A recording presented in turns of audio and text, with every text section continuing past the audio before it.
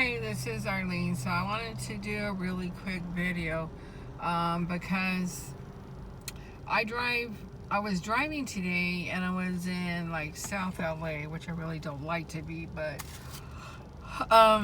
what happened was the cat cam was disconnected. I haven't gone in yet to check, but I had the charging cord in the port.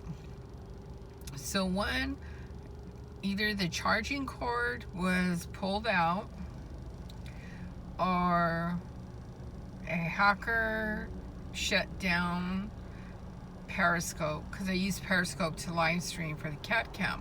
So somebody did something to it, so I had to come back and check to see what the problem was in it. So there's not much I can really do about that. But, you know, it is what it is. I mean, there's not much I can do except just to do a video about it.